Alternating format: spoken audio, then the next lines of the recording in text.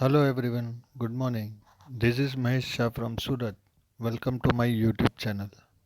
This video is for Standard 7 Semester 2 Chapter 4 Mughal Empire Beginning and Extension Part 2. So in last video we discussed about how did this Mughal rule started in India. In 1526 Babur defeated Ibrahim Lodi in the Battle of Panipat, and then after he started to rule over India, especially in Delhi, and thus the Mughal rule was started in India. After Babur, Humayun became Sultan of Delhi. Then after 1540 to 1545, Shershah Suri ruled over Delhi. After him, from 1556 to 1605, Akbar ruled over Delhi. So that we discuss in part 1 video. Those who did not watch that video, they can watch that video first, and then after you can understand this part 2. So before the explanation, I would like to tell you that subscribe the channel, press the bell icon and share the video. So in this video we are going to talk about the relation of Mughals with other rulers, especially after Akbar's reign. When Akbar became the Sultan of Delhi, then after what kind of change found, that described here. So when Humayun had escaped, even the Hindu rulers gave him shelter. So this is the strong base of the Hindus and Mughals, that when Humayun had escaped from the Delhi due to Shershah Suri, then Hindu rulers supported to Humayun. Therefore, their culture was reflected in the upbringing of Akbar. इसलिए अकबर जब बड़ा हुआ तो उसके behaviour में Hindus के साथ का जो एक बॉन्डिंग था वो काफ़ी डिफरेंट था. He took the help of Hindu rulers when he ascended the throne. He knew that he would not be able to rule in India if he ignored the Rajput rulers. तो अकबर जानता था कि अगर उसको पूरे India के ऊपर rule करना है तो हिंदुओं को साथ में रखना पड़ेगा, और स्पेशली जो राजपूत थे उनको. Therefore, he maintained good relation with the Rajput rulers and won their confidence. The rulers who did not accept his authority had to face him. The rulers of Sisodiya Rajput did not accept his rule and had many confrontation with him. तो जितने भी Rajput ruler थे mostly सब ने अकबर के rule को accept किया था, एक्सेप्ट सिसोदिया राजपूत, महाराणा प्रताप.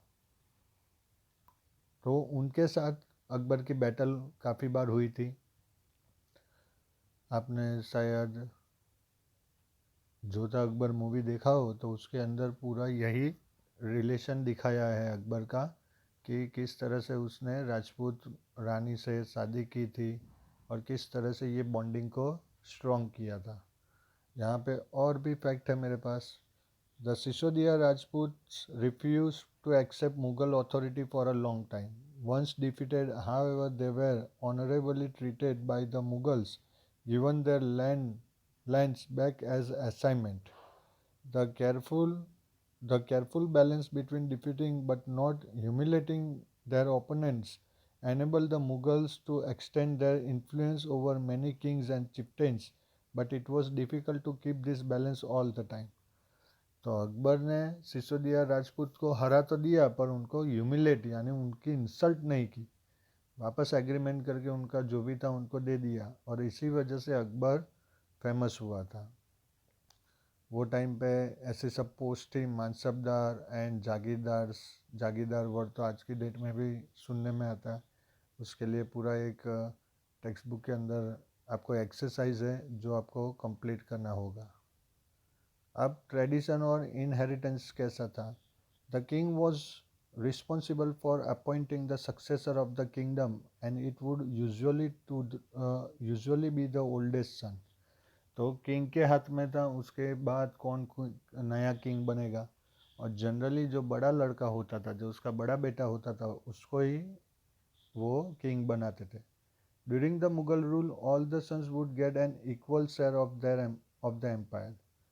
पर जब मुगल रूल चालू हुआ दिल्ली में, तो वहाँ पे ऐसा नहीं था। वहाँ पे जितने भी लड़के होते थे कोई किंग के, जैसे बाबर के बाद हुमायूं, कमरान और अकमाल, ये 3 भाई थे।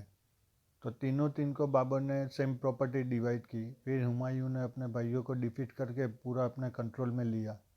This kind of hierarchy was implemented during Humayun's reign. After that, rulers conspired against each other for the throne.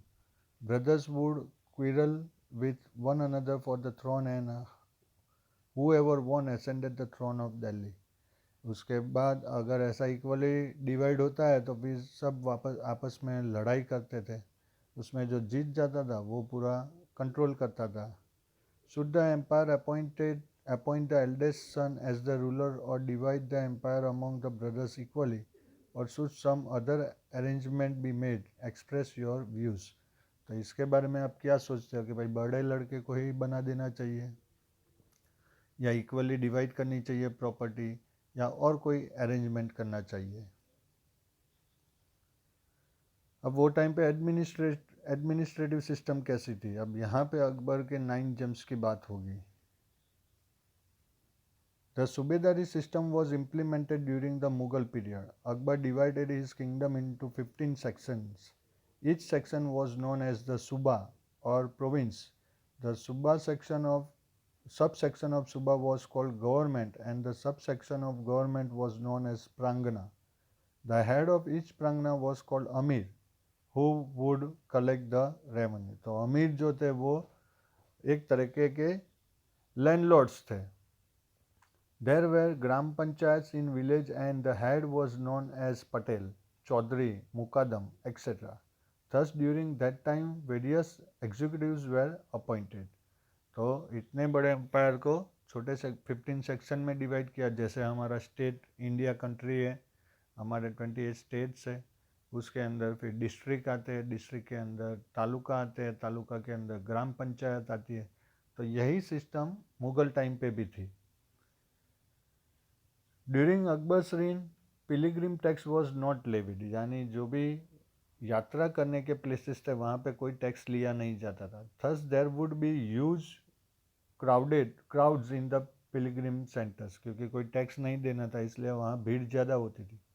Akbar was considered to be the most tolerant and benevolent king among all the Mughal rulers. तो अकबर एक ऐसा king था। अकबर का ऐसा behaviour होने का reason एक ये भी था कि बाबर, हुमायूं, ये सब ऐसा बिलीव करते थे कि उनका जो नेटिव है वो काबुल है, इंडिया उनकी कंट्री नहीं है। जबकि अकबर खुद ऐसा सोचता था कि मैं यहाँ इस इंडिया में बॉर्न हुआ है मेरा, तो इंडिया इज़ माई कंट्री, और उसकी वजह से उसका जो एडमिनिस्ट्रेटिव सिस्टम था वो पूरा डिफरेंट था। He regularly organized religious meets in the prayer hall at Sikri. It was also called discussion hall as religious matters were discussed there. Representatives from all religions attend the meeting. The royal court was adorned by scholars. तो अकबर खुद पढ़ा लिखा नहीं था, पर वो ये सब बातों में बहुत एक्टिव था। रिलीजियस मीटिंग रखता था, उसके रॉयल कोर्ट में 9 जेम्स थे।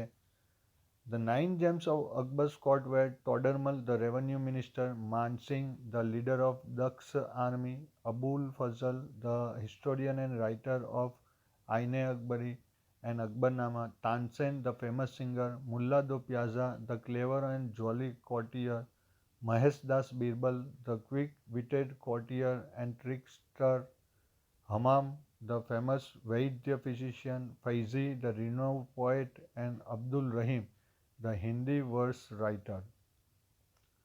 तो ये है उनके 9 जेम्स, सब उनके नाम के साथ हम यहाँ देखते हैं। ये बीच में अकबर है, ये अबुल फजल, ये बीरबल, तानसेन, मानसिंह, फैज़ी, हकीम हुमाम, मुल्ला दो प्याजा, राजा टोडरमल, अब्दुल रहीम खान खाना और अबुल फजल। तो ये 9 जेम्स थे। तो ये 9 जेम्स वाला कॉन्सेप्ट एक्चुअली में अकबर से पहले हुआ करता था, जब चंद्रगुप्त मौर्य का रूल था तब।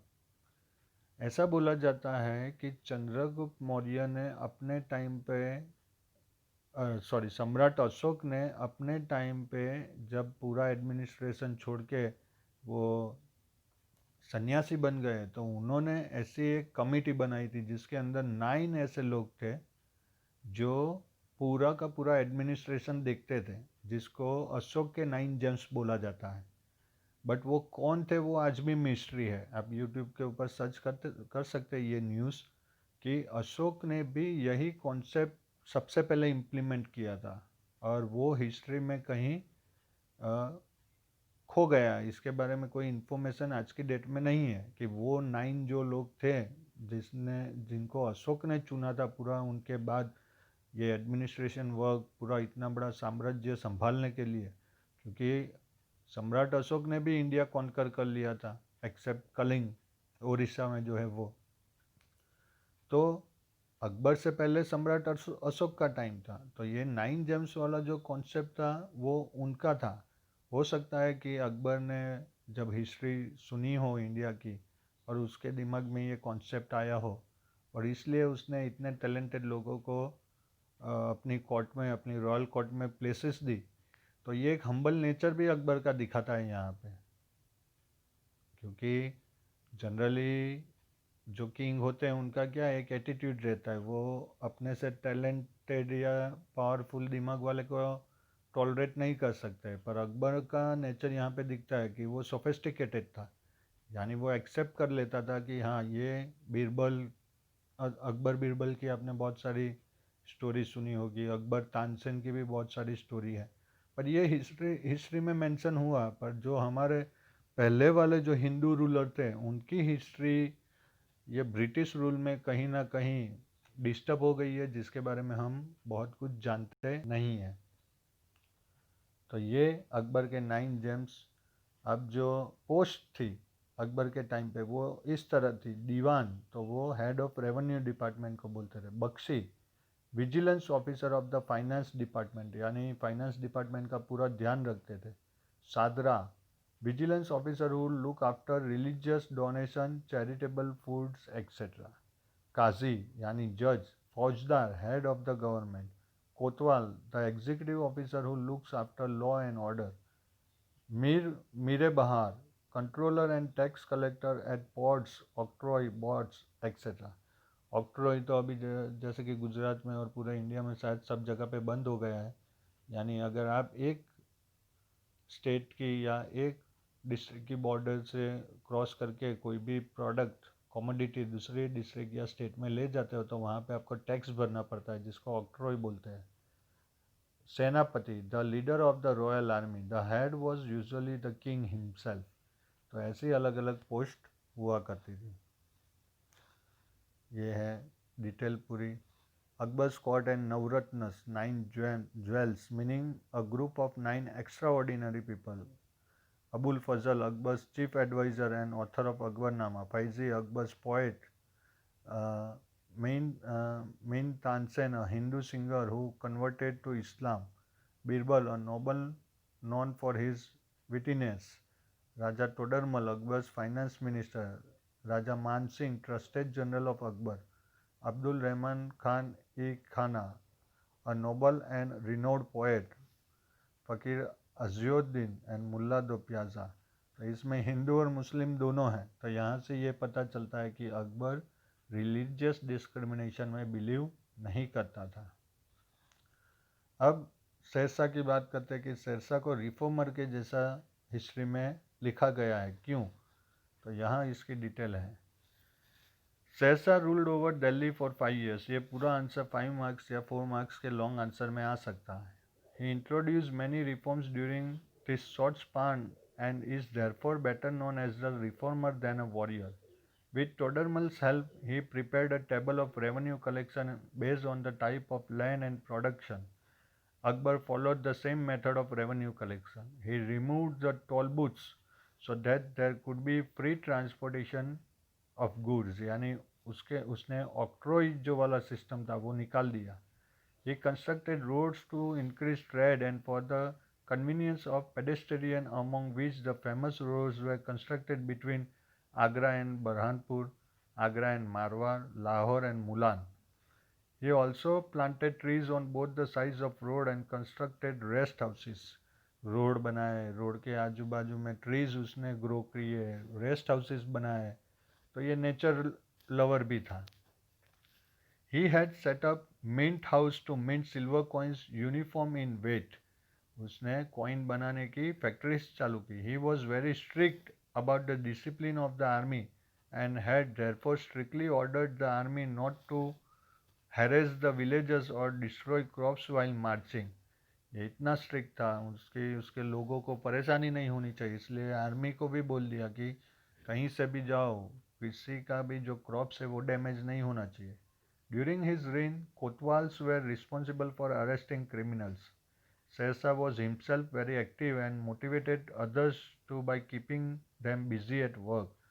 अब शेर शाह इतना एक्टिव था कि वो खुद जाके ऐसा जहाँ कंस्ट्रक्शन होता था विजिट करता था.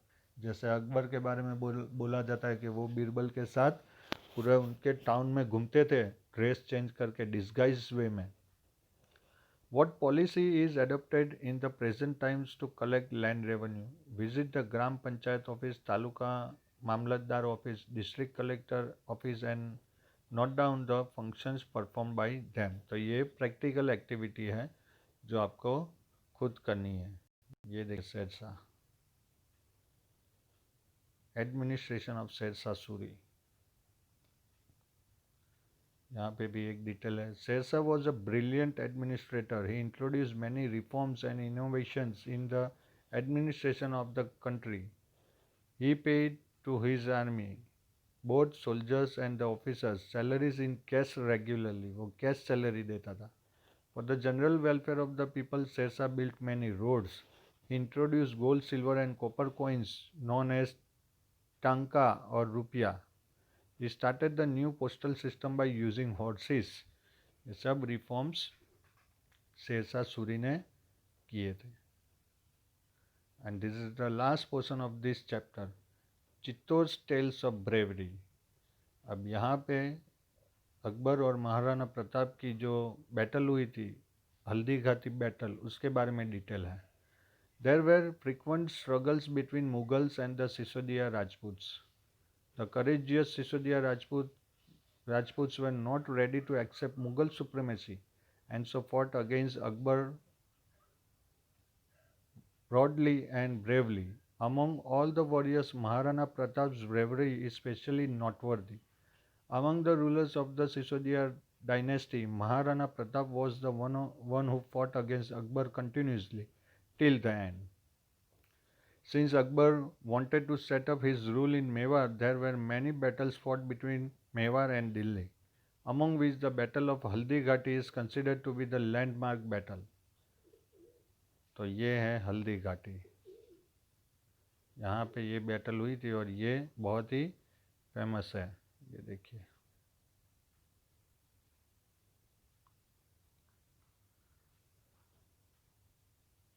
सिसोदिया राजपूत इस तरह से होते थे. जय मेवाड़, जय माँ बाणेश्वरी, जो दृढ़ रखे धर्म को तिही रखे करतार. और ये है Maharana Pratap, strongest Hindu warrior king in last 1000 years.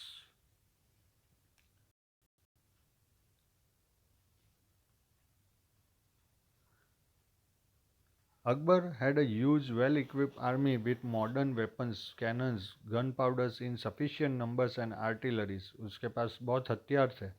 Whereas Maharana Pratap had the advantage of his chivalrous Rajput warrior who lived in the forest and were therefore used to fighting wars in hilly areas. तो gorilla technique एक होती है forest region में battle करने की, जो हमारी Indian army में भी है, उसमें ये मास्टर थे.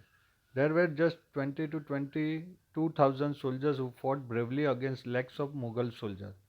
अब महाराणा प्रताप की फौज में खाली 20-22 हज़ार सोल्जर्स और अकबर की फौज में सब weapons, modern weapons, cannons, gun powder, बहुत सारे हथियार और बहुत बड़ी आर्मी, उनके सामने ये 20-22 हज़ार लोग लड़े. In the battle of Haldighati Maharana Pratap and his horse Chetak, तो चेतक उनका बहुत ही एक्टिव हॉर्स था ये वाला, ये देखिए उसके ऊपर ही बैठे हैं। And that Chetak attended martyrdom, and that can never be forgotten. Chetak was specially trained for battles. In the battlefield, Chetak would move according to Maharana Pratap's commands. When the Battle of Haldighati was at its peak, Chetak acted according to Rana Pratap's instruction and jumped high to reach up to the Mughal Senapati who was seated on his elephant. Maharana Pratap के कहने से चेतक ने इतना बड़ा jump लगाया, ये देखिए कि मुगल का एम्पायर पूरा एलिफेंट के ऊपर बैठा था, चेतक ने जंप लगाया और महाराणा प्रताप ने वो सेनापति को मार दिया। तो हॉर्स होके भी कितना क्लेवर था।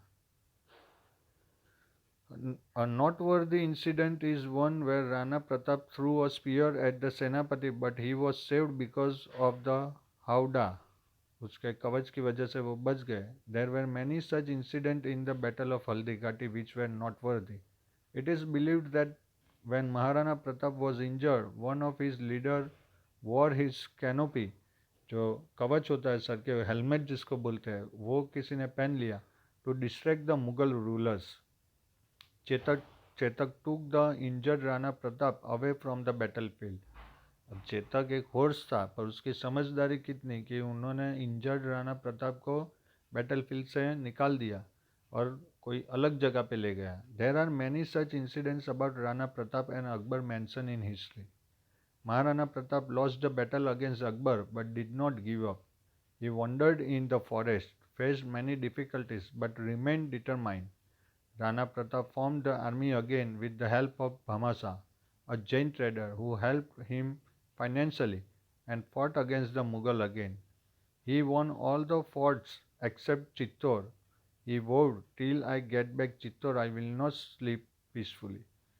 तो राणा प्रताप इतने ब्रेव थे, यहाँ पे कि ये हल्दी घाटी इस तरह की होती थी और इस तरह से ये बैटल होती थी। यहाँ पे ये देखिए जो महावत था उस वो मर गया और ये सेनापति बच गया और चेतक ने इतना बड़ा जंप लिया था। और ये हल्दी घाटी में ये 20-22 हज़ार लाखों मुगल्स के ऊपर भारी पड़े थे। और ये जब चेतक की डेथ हुई तब की पिक्चर है ये महाराणा प्रताप। तो इसके बारे में बहुत सारी डिटेल है, आप नेट के ऊपर भी सर्च कर सकते हैं। तो यहाँ पे हमारा चैप्टर 4 ख़त्म होता है। ये कुछ एक्सरसाइज है, ये आपको कंप्लीट करनी है। यहाँ पे कोई डाउट हो तो आप मुझे टेक्स्ट करके अपने क्वेश्चन पूछ सकते हैं, ठीक है। अब नेक्स्ट जो वीडियो बनेगा चैप्टर 5 का वो ज्योग्राफी के ऊपर है, इंटरेस्टिंग है, एग्रीकल्चर के ऊपर बहुत सारे क्रॉप्स के बारे में, इंडस्ट्रीज़ के बारे में हम जानने वाले हैं। यहाँ तक जो भी एक्सप्लेन किया, I hope that you understand all well. If you are having any doubt, you can text me and ask your question. तब तक आपको क्या करना है, whenever you go outside the home, wear mask, wash your hands many times, maintain social distance, take care of yourself and your family. God bless you. Thank you very much. Like the channel, subscribe the channel and press the bell icon. Thank you.